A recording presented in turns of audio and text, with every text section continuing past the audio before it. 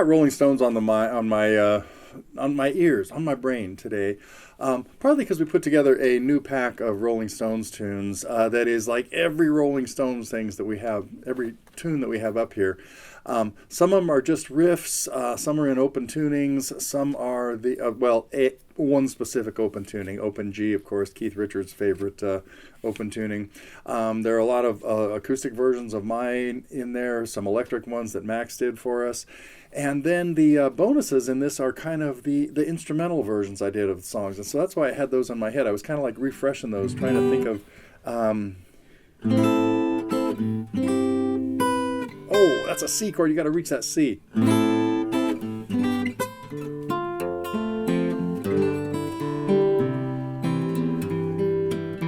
haven't thought about these songs in a while, right? But it's going to come...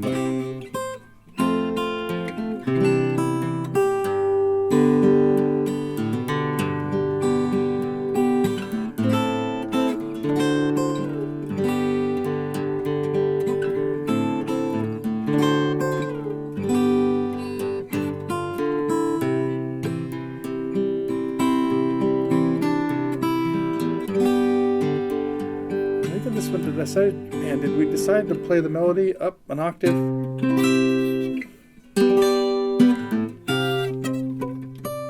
don't think so. Must have done it down here, huh?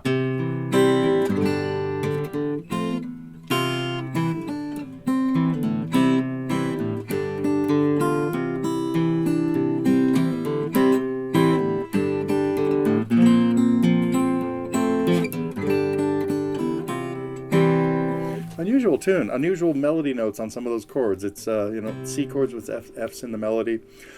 Anyway, encourage you to check out our pack that includes like 23 separate lessons, I think, on Rolling Stones tunes. But what I did want to talk about today was I might play a few more of those. Let me see. How's that one go?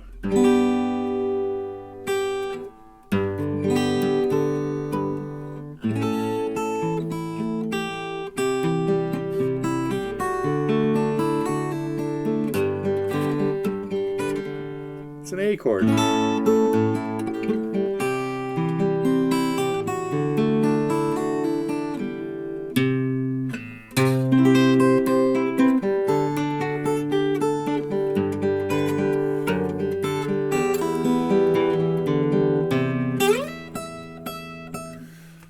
What I want to talk about actually kind of relates to that song, because I had trouble right in the beginning remembering what the second chord was going to be. And I remember then it's unusual because it goes up a whole step to what you'd think would be chord 2. But it's a major chord played there. It's using chord 2 as a major chord. And then it goes to chord 4. So it's a really strange progression. G, A major, C, D. Breaking all the rules, all of the rules that don't exist, because there are no rules in what you can do. You just... If something sounds good, you can get away with it. I always use this as an example.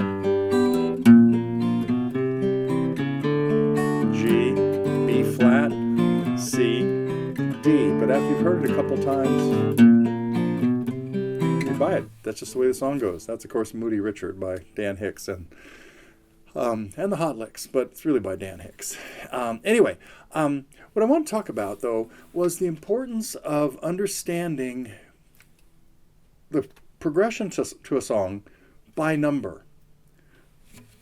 I'm not going to call this the Nashville numbering system, but it's sort of related to that.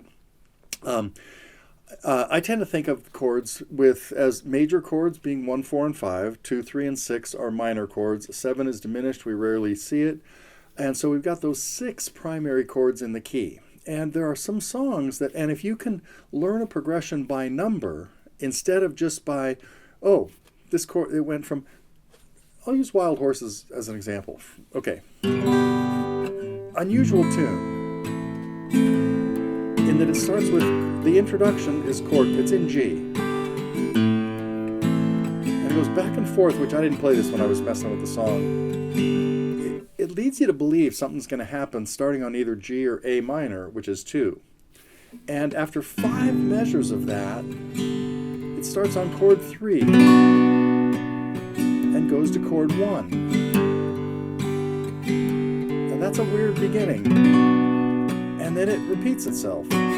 Now it goes to A minor, which is what number? And to C. And a quick change to 5, 1 to 5. Now, if you can learn a song by number, there's, first of all, it makes it much easier to remember 5 years later when you try to figure it out again. But even more important, if you have to transpose it to a different key, you can, you'll be able to do that. So if I needed to play Wild Horses in C, because I can't sing it in G, I can't sing it in C, I can't sing it anyway, probably. I'm not even going to try. But my point here, now I think about that B minor, which was 3 in G, and the melody note was note 3 of the chord. So on my B minor chord, the melody was D. That means on my E minor chord, it's going to be a G. And it goes to a chord 1, C, back to 3. Now to 2.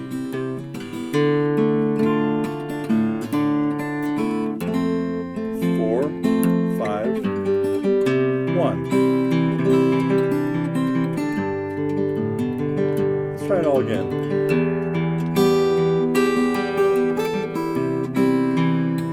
3 to 1 again, E minor. 2, D minor. 4, F. Quick 5, 1.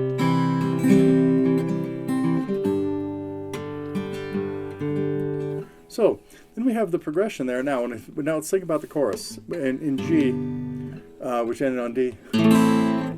Oh, ear can't change keys that quick. That A minor sounded bad.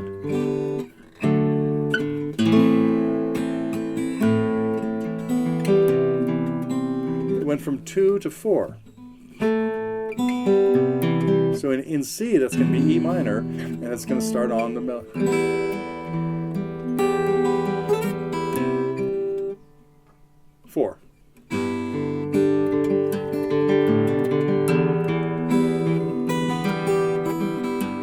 Anyway, getting caught up in going too deep down that path right now. But my point is, learn a song by chord numbers. Now, some are really easy. You could be thinking of, For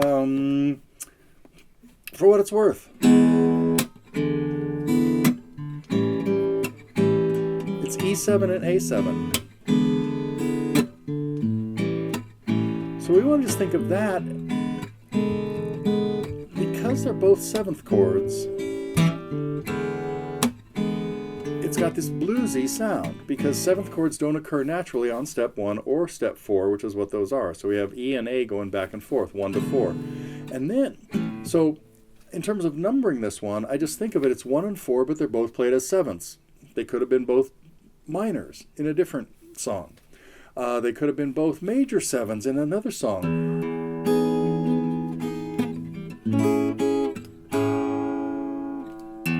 All of a sudden we're playing Burt Bacharach songs.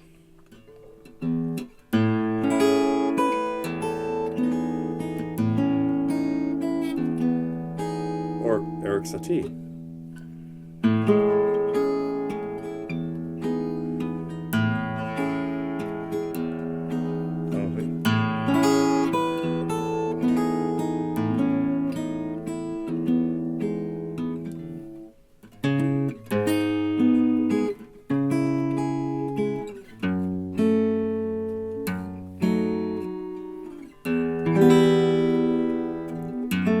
Okay, never mind.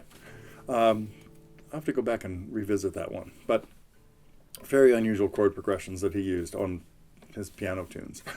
I was talking about For What It's Worth. So I register that it's 1 and 4, E to A, but both played as 7th chords. And then when it gets into the chorus, they change to major. And it goes to D. And instead of even worrying about numbering D there, I just think, what is its relationship to the chord I was calling 1? I was calling E 1. Well, D is a whole step low, a whole step below it, and major. So and then to A, which is now our old 4. So this is sort of following, it's becoming Mixolydian. I'll save that discussion for another day. But if I wanted to do that in G with a different rhythm,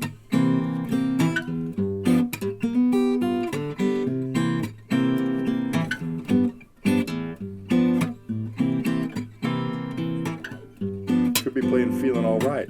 But now the chorus would go G major, F, C,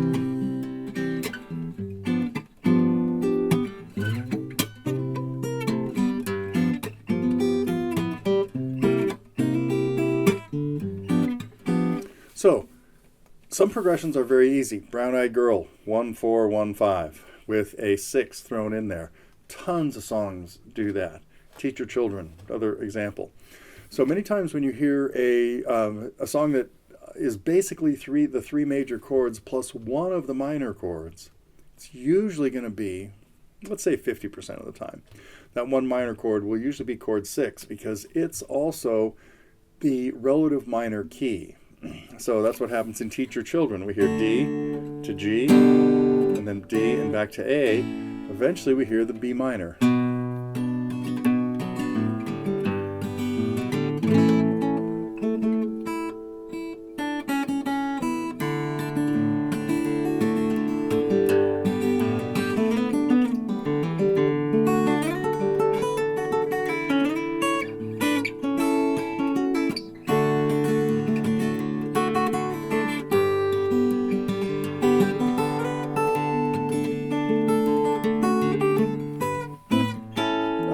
Fooled me, because the melody note on the A chord was a B.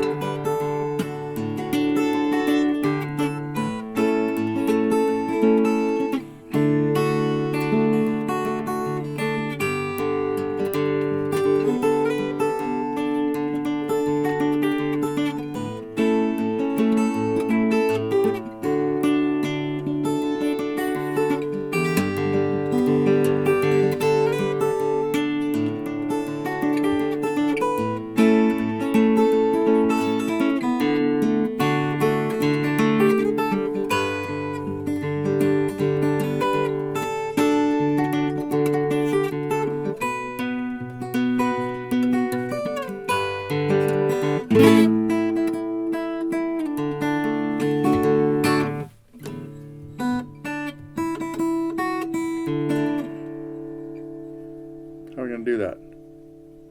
Never mind. They of course do stuff in all kinds of harmony. Okay, but what I did want to get to songs that are more complicated. In particular, I encourage you to study the chord progression to House at Pooh Corner. It's in E. And a cool thing about chords in the key of E is that 4 of the 6 we're going to play as bar chords. So we're going to use the 2 main families of, we're going to use the E family and the A family. And we're going to play chord 1 in the E family, open E. We're going to play chords 2 and 3 in the E family, F sharp minor, G sharp minor. Then we're going to use the A family for 4, 5, B, and 6, C sharp minor. Except for the very end, that's all the chords in the song. And what's cool about this song, along with, what's the other one that does this? Sister Goldenhair. They're in the key of E, and they use all 6 chords. And there aren't many songs that do that. So in House at Pooh Corner, we start thinking about the progression. It's E, F sharp minor, G sharp minor, C sharp minor. Think about those numbers. F sharp minor would be, G sharp minor would be, and C sharp minor, and then goes to A, B, and back to 1. So it's kind of cool because it sort of goes in numerical order with a jump. 1, 2, 3, 6, then 4, 5, 1. So if I want to do that in C or D, let's do it in C. Now I got to change gears. I'm going to think C, D minor, E minor, F, G, A minor. 1, 2, 3, 6.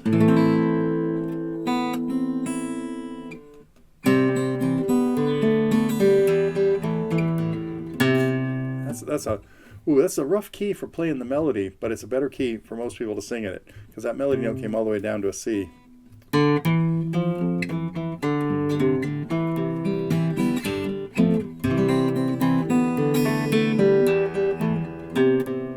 That's a C on an A minor chord.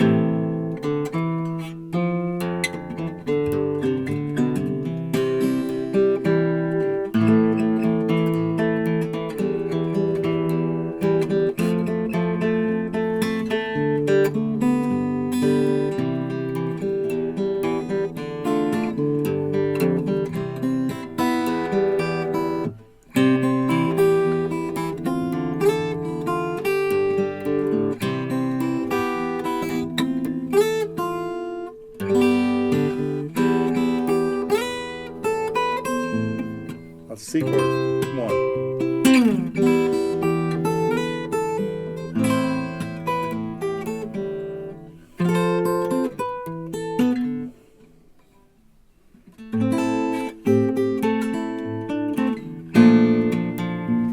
And it lands on a chord B flat major 7.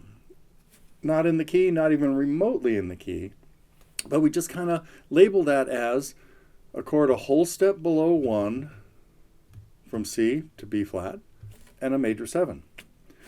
Okay. I hope you got something out of that. I'm kind of wandering around here, but the point is that's an example of a fairly complicated song that you can learn by understanding the numbers and then play in a few different keys, depending on where you want to sing it. You can of course try capoing it, but if it's in E and you have to do it a little lower, capo is not going to help you. You're going to have to take it down to like C, or D might be enough, or down to A and then capo it a little bit. So that's my point. Learn chord progressions by numbers. You can start with easier songs, Creedence songs, Jimmy Buffett songs, stuff like that, Folsom Prison Blues. But the more complicated ones are good practice, and they'll improve your memory. Okay, that's it for my. Oh, did I even say the date? It's April 10th. We got camps coming up. I should still be here next week, probably not the next couple weeks after that. So I'll tell you more about that as it evolves. But that is it for Splashdown Day coming up in a couple hours. I got to get off the video here and go watch TV.